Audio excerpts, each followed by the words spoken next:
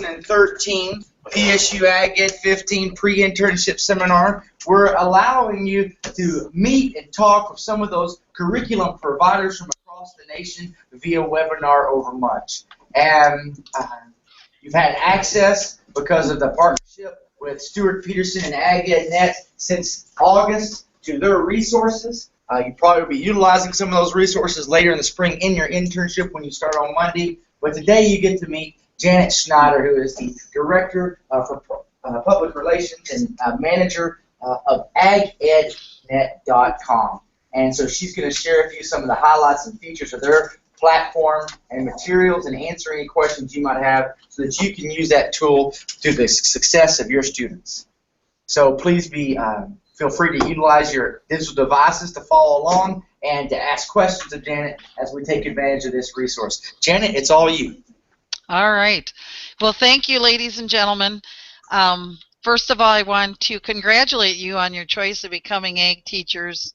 I'm very active in our state in the alumni, FFA alumni and things like that, so I'm always excited to meet new young ag ed teachers. So thank you for your choice, and I hope it's successful for you.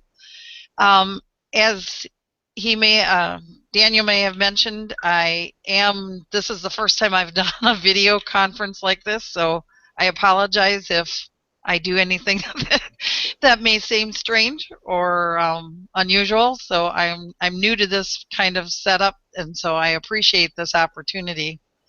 To give you a bit of a history, a little bit about AgEdNet.com and where we came, sometimes I think that's helpful when people hear of a product or start using you wonder where did it come from. AgEdNet.com really started as what was called AgEd Network back in 1997. It was really kind of a product before its time. You probably would not remember, but Dr. Foster may remember, and that was when you had to pay for each minute of time you used on the internet.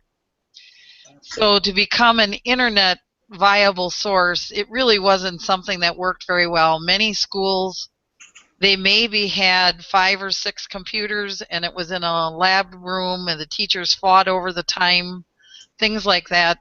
So at that point, we had made the decision. Stuart Peterson, our parent company, is a commodity advisory firm, and they worked closely with DTN. Hopefully you've heard of DTN, Data Transmission Network. And what we did was we placed a lot of our materials on the satellite service. Many ag teachers had DTN satellite units in their classroom because of teaching about the markets and commodity markets and things like that. Having access to the prices was a valuable tool for them. And oftentimes the administration enjoyed having a teacher that had a satellite service because they could check the weather. And obviously we all live in the northern part of the country, and we get snow and school gets called off and things like that. Oftentimes the ag teacher was called on at that time. What's showing up on the satellite? Should we cancel school or not? So that's kind of where we started back in the late 90s. Then in the early 2000, we were working with the state of Oregon, and they wanted to get AgEdNet.com for all of their teachers. They had had some grant money for technology use and things like that. And the gentleman that was the head of their state ag program at that point wanted to work out an agreement with AgEdNet.com that everything had to be on the internet. So it matched or met the needs of that contract that they were with their grant. So with that, we began the process of getting all of our content moved over to the internet and making it an exclusively on internet system. So that is kind of where we came from and where we are today. At that point, we only had about 500 lessons on the service. We are now up to a little over 1,300 lesson plans. May I ask how many have used it so far since you've had the trial passwords? Oh, good. Yeah, so we're not starting from scratch. I really do hope today we can spend a little more time just you guys throw questions at myself so that you don't leave this afternoon wondering about the service. At this point, I'm going to try, if it all works well, sharing my screen with you, and I will be going right directly to the site. And I don't know if you'll see me any longer or not, but this is now, we're at the site, and since many of you had logged in already, you're certainly probably a little familiar with it. Obviously, the bulk of our material and our curriculum is the lesson libraries. And that's where I'm navigating now. As you can see, we have 20 libraries of content. And they range from the ag careers down to the vet science. And I'm just going to choose, I don't know, is there an area that any of you would like to look at the lessons in it if you haven't looked at it much? Or Tell her, let's pick an area. What do you say? Poultry. I'm sorry, what was that? Organic. Deanna was pushing for poultry. Well, we're going to go either poultry science or organic. Your choice there, Janet. Let's go to poultry science. I haven't been in there in a while myself. Very good. So, I have clicked on that library, and as you can see at the top, we note there's a group where we've kind of put them into different groups and units for you to save you time. That's not something that's certainly set in stone. It's just to help guide you through, if you're trying to put together a unit, how you might use these lesson plans. So I am going to choose one for the sake of making sure I can show you all the features that kind of go along with the service. I'm going to choose PT 103, Basic Avian Anatomy and Biology. As you can see, if you have not noticed it before, every lesson in our service does have the career cluster content standards linked at the top. So these that are listed are the standards that are being met when you complete this lesson or go through this lesson with the students.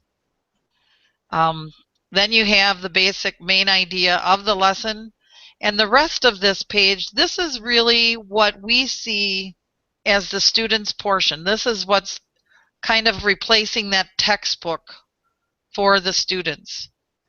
Now, we do still have some teachers that choose to print this material off. However, that's really dwindling to how many teachers really do that. Most of the teachers are using it online, and with students having access either in the classroom or at home or when they're in study hall or study periods, they can access the service. Now, the passwords we gave you to use during your period here, your trial period here, they are as what we would call the teacher's passwords. The teacher's passwords give you access to the entire website. Now, in a school setting, what we do with our subscribers, you actually get two sets of passwords. There's your set of passwords that you'd use as the instructor, or any teacher at the school can use the service. And then also you get a set of passwords that are for the students to use. And that allows them access to everything except for the teacher's guide, where the answers lie, and also access to the test. We used to have the test actually outside of that realm, and the students could have access to it. But as more teachers are using this live in the classroom and allowing self-study and things like that, they did not want the students to have access to the test or the assessment beforehand, because they found out kids were actually, or students were actually looking at those tests before they took them, so it was hard for them to weight the scoring of those tests. So that's why now the test link is actually within the teacher's guide area. So to kind of get back to this lesson, this would be the portion. I apologize if I'm scrolling too fast. I don't want to make you dizzy. But this again would be the portion that the students would read, or you'd read in class or review together in class. We oftentimes at the end of a lesson, if there's a lesson to take them to the next step, we do list them here, and it's just a quick link to take them to that lesson. And every one of our lessons also has internet resources, and we really do pride ourselves on keeping these active, working websites. 3 to 4 times a year, we go through all of these links that we have in our lessons, because the worst thing that can happen is a teacher wanting to use it in the classroom, click on the link, and it says web page not found. I mean, we understand the frustration and the waste of time in your classroom, so we try very hard to make sure these are active. And the reason we've incorporated these is so often the teacher's looking to take that lesson to the next step. They want the kids to do some additional reading or looking for resources, and that's what those links are designed to do. We do have, whenever, this one does not have one, but there will be a little icon with the play arrow behind it, and that means that it's a link to a video. Again, we have made a conscious decision here. We are not in the video business here at our company, and to strive to do something that's really good. There's so many things that are out there that are free access that colleges, universities, extensions have designed. We'd be better to serve you keeping our costs down and giving you resource to new things that are created every day. So we're always trying to look for additional things to add on those links. So you will, if you do choose to, or you're able to order this, you'll see we're always adding and changing. We'll have teachers, subscribers email us and say, hey, this is a great resource, thought you could add it to such and such, and we will normally add them. So we try to be very proactive and with our subscribers. They help us a lot, making sure that we keep this site a very viable resource for them.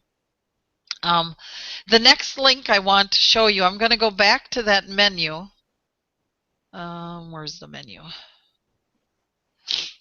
Wherever you see these icons off to the right, these icons means there's a PowerPoint. This little one that looks like a checker box means that there's a crossword puzzle so that you can expand on vocabulary words. And off to the furthest right is the worksheet link.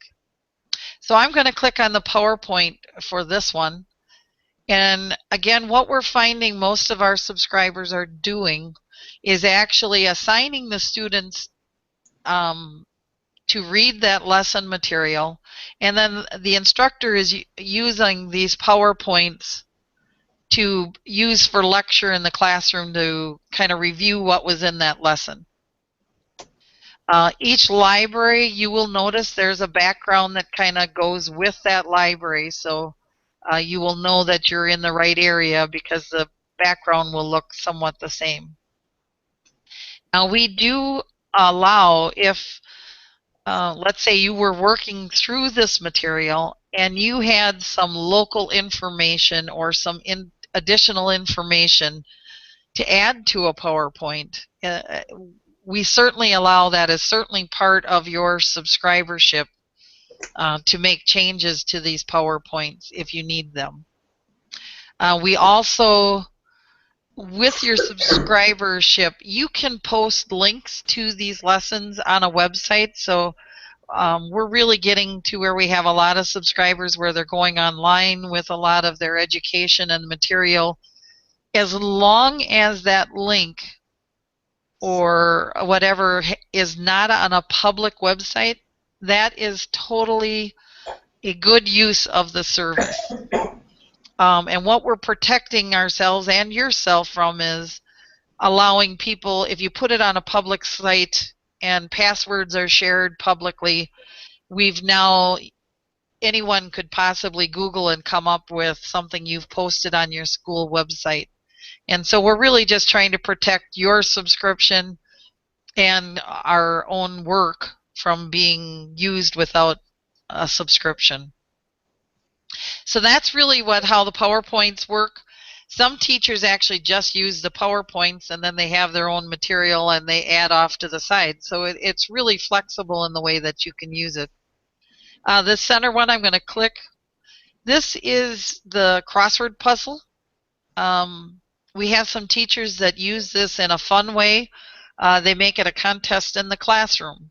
So they kind of time it, and the first student done gets to leave class 2 minutes early or gets a Snickers candy bar. Or we've also heard of them where they fill it in and they do it as a class project together. They work on it reinforcing the words that they're using, and they'll do it together. And then we still also, as you can see, we do have a printable Word version there for a teacher. You can click on that and print it off and hand it out and make it an assignment. It does allow them to check this when they're done. And so you can use that crossword puzzle in a lot of different ways. Here's the link back to that, the exercises. And then here's the link to the worksheet. So it's merely a Word document. And again, this allows you to edit them if you need to, change them if you want to change them up, move questions around. I'm sure that many of you are very capable of working in Word and making those changes if you wish. So it's a mere copy and paste if you want. I am not very good at it or have a lot of knowledge of it, but there is a Schoology or something Google produces that you can actually copy and paste those worksheets in and make them gradable online. Again, we list those internet resources so that if any of these exercises require the students to kind of do a little extra research, those links kind of are there for them to save them time so they don't have to be clicking back and forth between the lesson material, that content area. And again, these are all checked as well as the other lessons.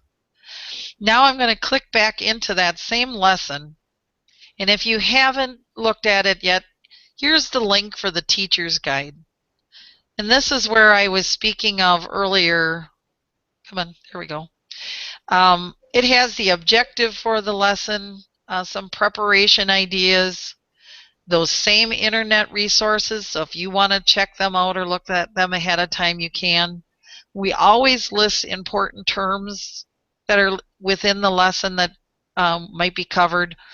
We try to offer 1 or 2 extension ideas to take the lesson to the next step. And then there's the exercises. If you click here, you'll see that exercise or that page back, the exercise. And then here are the exercise answers. So that can save you time as well. And then here's the key concept worksheet and the answers. As I mentioned earlier, the test is behind the teacher's guide. So here's where, as a teacher, you would click on to get those tests or the assessments, whatever terminology is being used currently. Again, this has got a printer-friendly version, or as I mentioned, you can copy and paste these into Schoology and things like that if you want the students to take these online.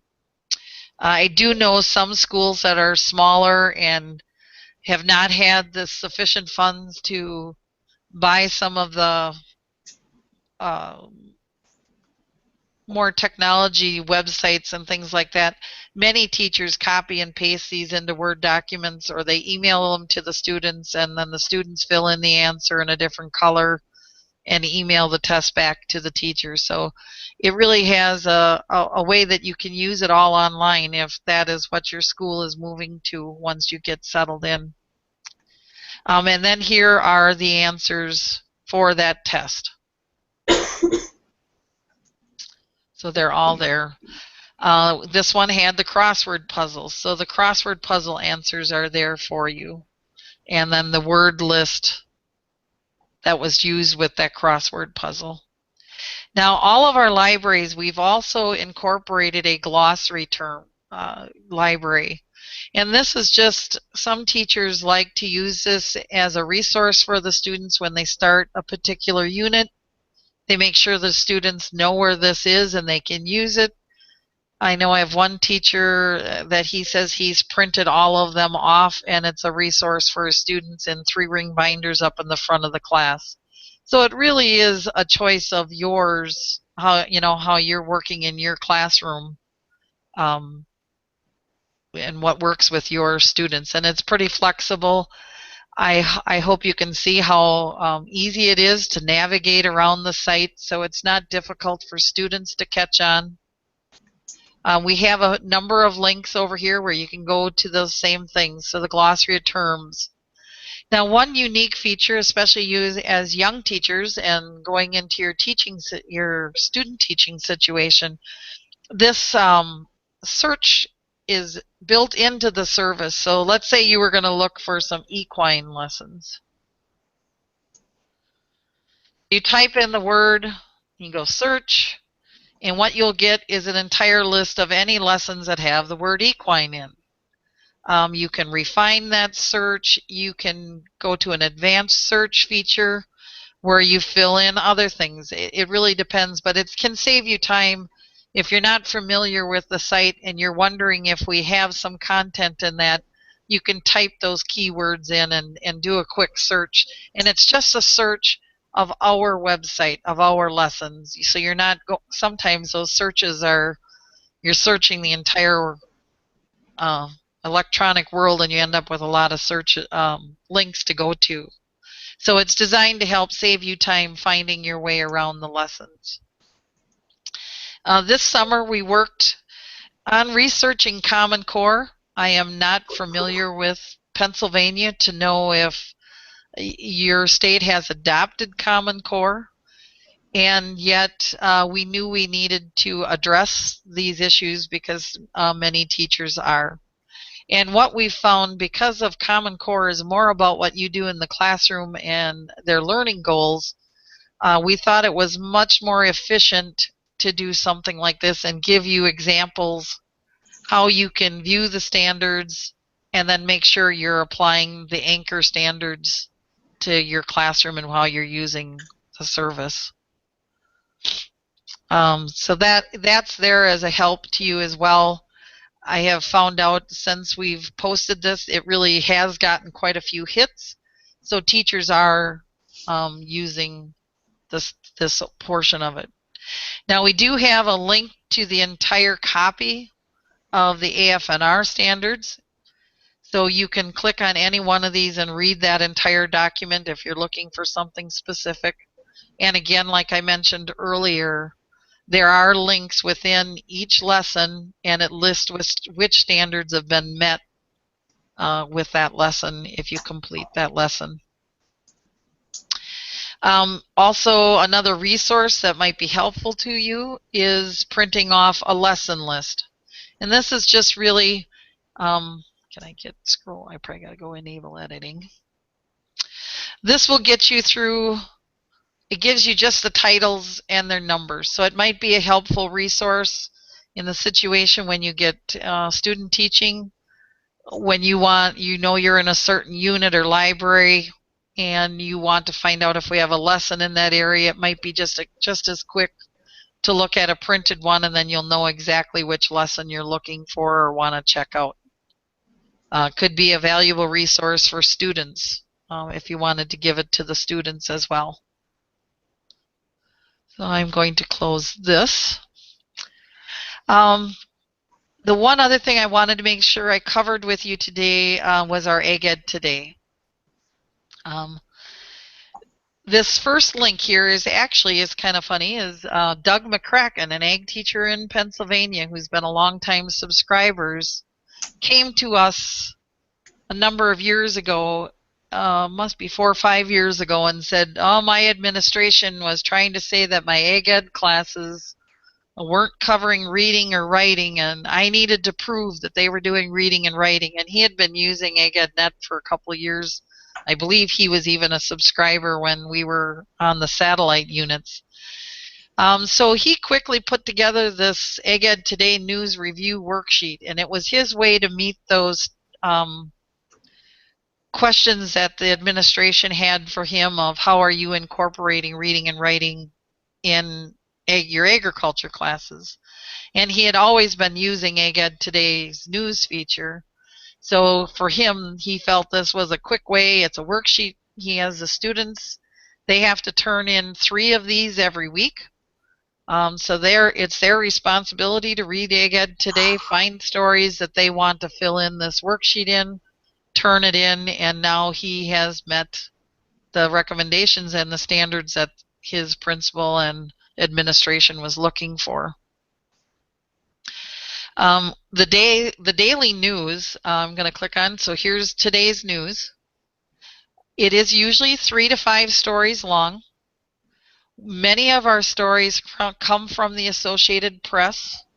And when we share these stories, we have to post them exactly as they have been submitted by the writer that wrote the story.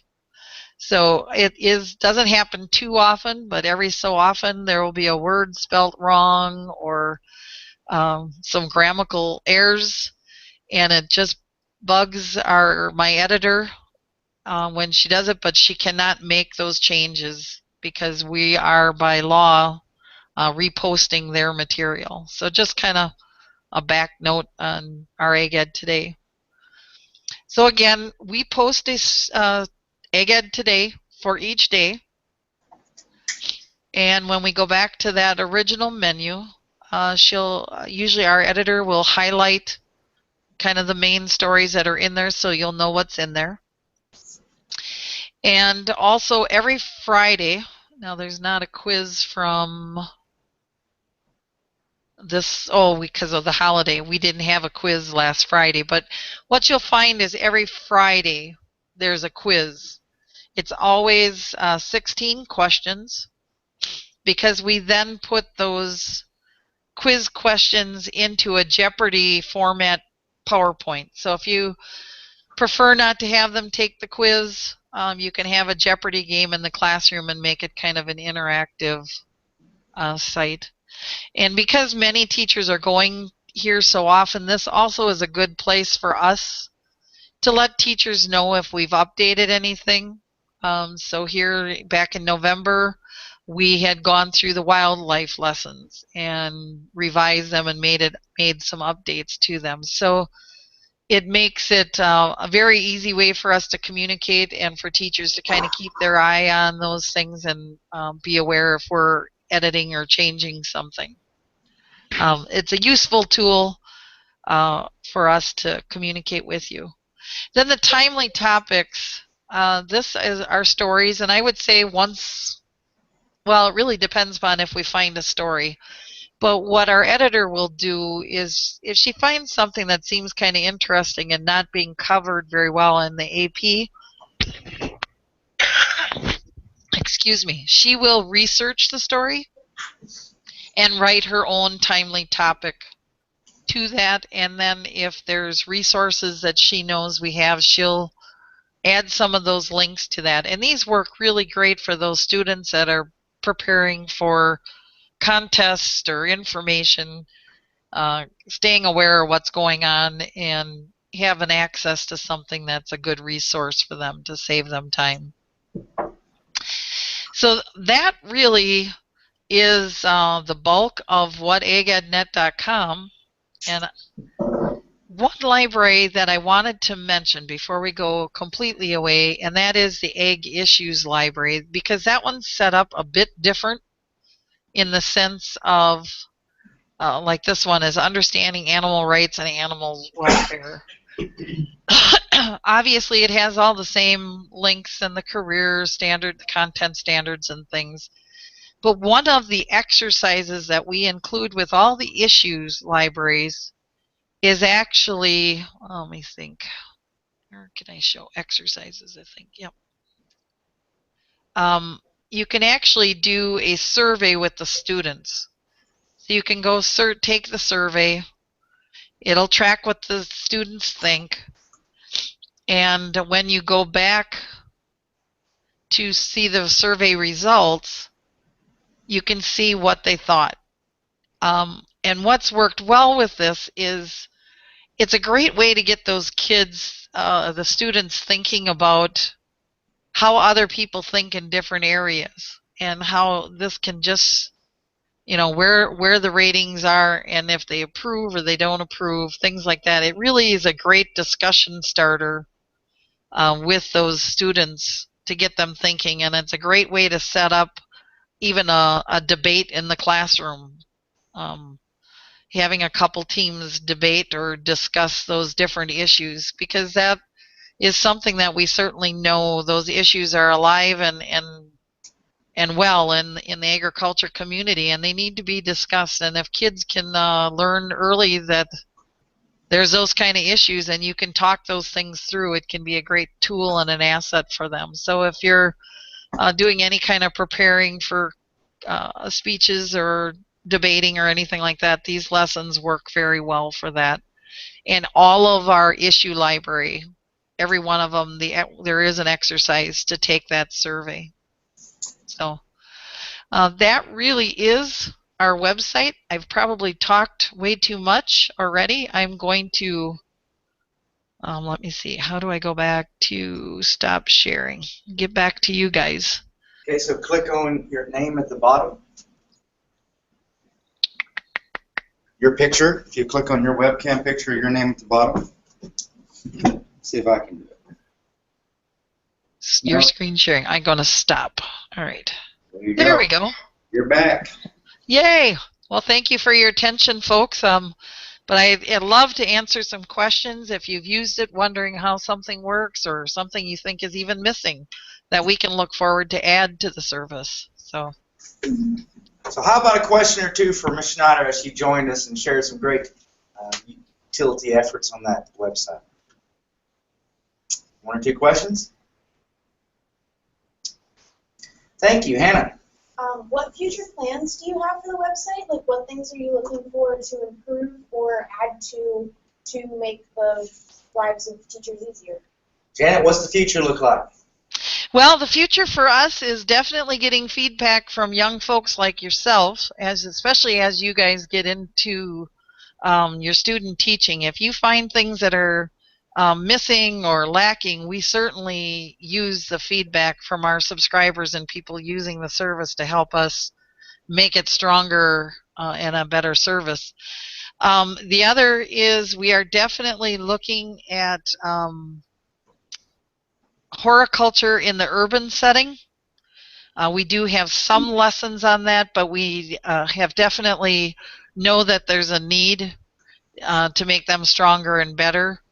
I think we will definitely stay with not trying to recreate the wheel when it comes to videos. That we will probably continue to put links.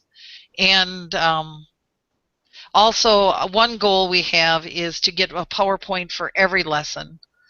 We've tried to go through the libraries based off of the uses. We take hit reports every month, so we know which libraries are being used the most by teachers.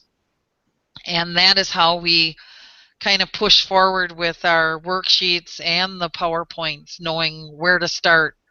Obviously, we can think we know what the teachers are using in the classroom, but those hit reports are what really tell us. There is another area that we're talking about. Oh, the small animal library definitely needs a few more lessons to get into some of those more exotic animals, because that's certainly interested lately in the classroom. And our egg mechanics. That is, if I was to choose a library that I felt was weak in our service, is there. And I will tell you right off, our issue with that library is really finding a writer. That's not what we do for a living here. And so we have to depend on the resources from teachers. And I think any of you that have been active in the ag education community, those teachers that probably have the best resources are the ones that are the most busy and would love to do stuff, but they don't have the time to fit the writing in. So we're always looking for some additional writers to add content and that sort of thing. Is that how y'all write most of the lessons? You subcontract out to active ag teachers to write them for you? Yes, yes. Our website editor, Nancy Crombie, who is the person that manages kind of the website and posting things and does the news every day, she also has a degree in curriculum writing. So sometimes if it's a easier library, or she will do the research and actually do the writing, and then we have teachers review it. As I mentioned earlier, I'm quite active in our FFA alumni, so I'm pretty close with a number of Wisconsin agriculture teachers. So I try to use them as our sounding board and review board. Sometimes I'll ask them if, are we hitting it here, or are we missing something? And we do look to the industry for some of that too, but that's getting more difficult too. I think, as all of you probably know, agriculture is a growth area in the country right now. It's a place to make a good living. It's a place to prosper, and everyone's busy. And finding good writers is a challenge. How many subscribers do you have, Jan? Currently, we have about 800 subscribers across the country, from California. We had quite, I should say, this is going to sound poor, but I'm just going to be honest with you. We used to have quite a few subscribers in Pennsylvania. We had a great working relationship with Gerald Reichert, the retired PAAE executive officer, and we had been out to Pennsylvania a number of times doing training and workshops during the summer. And then things kind of fell off there, and budgets always take a hit. And so we had a number of schools that ended up unsubscribing at that point and saying, well, we'll hope we'll get back to you. Because right now I think we have about 45 teachers in the state of Pennsylvania that subscribe. So I'm hoping you're going to run into a few of the schools that you're student teaching at, actually find some of the teachers that have been using it. What is an annual subscription cost? Isn't it $350? $399 is our regular price. We still offer a reduced price to Pennsylvania, and I do believe it is $350. We do offer a 2-year subscription at it's $725, the regular price, and I think for your state it's $675. Okay, good information. How about? And it is an annual subscription. So Sure. if you start any time of the year, it will go for 12 months. And again, as I was mentioned earlier, it is access for yourself and your students. And also, we see it as a site license for the entire school. And the reason I guess I'm mentioning that is we're certainly learning that curriculum directors, sometimes in smaller school districts, it's a librarian that takes care of purchases like that. And if the ag instructor goes in and speaks to those folks and they make it very aware that this is a subscription for the entire school, that any teacher can use the service, that helps them order it, because now they're just spending $350 for a lot of content-rich lesson material that's up to date and stays up to date for any teacher in their school. Wonderful. How about one last question here? What do we got? Howard? That's my question kind of relates to the school-wide use. I'm thinking how about for an elementary school? Because I know a lot of kind of younger classes, a lot of elementary classes, some of these base lessons I think would work well in those kind of classes. Would that be available to our elementary school as well, or just the high school teachers? That is kind of a gray area, Howard. We see it as a building. So if it is a school where the elementary, it's K through 12 basically on one site, then the elementary teachers could use it. I am sure there's probably some technical standings where we wouldn't probably really know, but that's the way we see it. It's a building or a site. if that answers your question. Yeah, thank you. Let's show our appreciation to Janet for doing that. Thank you, Janet. Now, if they had questions as they were working in AgEdNet, who should they or how should they make contact? Okay. Our 800 number is 800-236-7862. We are usually available like 7:30 in the morning to about 4:30 in the afternoon, and always via email. And there is a link on the website to send us an email as well. Very good. We pride ourselves in being very prompt in responding as well. I think one of the students called in or emailed just this past week and had lost their passwords. They were on a different computer or PC and needed their password. So we try to respond quickly and promptly, and we do appreciate your feedback. We really, really do. So I can't, if there's anything that we can get out of this, if you come back and tell me, you know, this is an area that really could use some help, or this is an area that we'd like to see added or something, please, I appreciate that feedback. We really do.